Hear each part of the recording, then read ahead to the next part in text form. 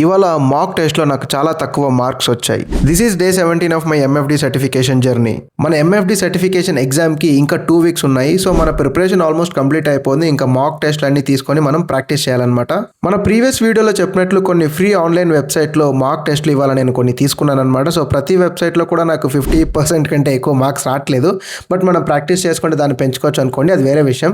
కానీ ఇక్కడ ఇష్యూ ఏంటంటే మనకి మెయిన్ ఎగ్జామ్లో 100 క్వశ్చన్స్ ఉంటాయన్నమాట. కానీ ఈ ఫ్రీ వెబ్సైట్స్ ఏమున్నాయి, దీంట్లో మనకి 20 క్వశ్చన్స్ 50 క్వశ్చన్స్ మాత్రమే దొరుకుతున్నాయి అనమాట. సో మనకి ప్రాపర్ అక్యురేట్గా మనం తీసుకోలేమన్నమాట. So practice చేయలేమన్నమాట. అంటే టైం మేనేజ్మెంట్ కానీ క్వశ్చన్స్ని ఎలా అనలైజ్ చేయాలనేది కానీ ఈ 20-50 క్వశ్చన్స్ ఉంటే మనం ప్రాపర్గా చేయలేమన్నమాట. ఇప్పుడు నేను ఒక వెబ్సైట్ తెలుసుకున్నాను అనమాట. కానీ ఆ వెబ్సైట్కి మనం మనీ పే చేసి మాక్ టెస్ట్లో తీసుకోవాలన్నమాట. సో ఇప్పుడు నేను ఆలోచిస్తున్నా, సో మాక్ టెస్ట్లో తీసుకోవాలా వద్దా అని. సో మీ అభిప్రాయం ఏంటి కమెంట్లో చెప్పండి. ఇలా మన డే 7 అయితే ఎండ్ చేసామన్నమాట. ఓకే, మరి నెక్స్ట్ వీడియో కలుద్దాం. Okay, bye.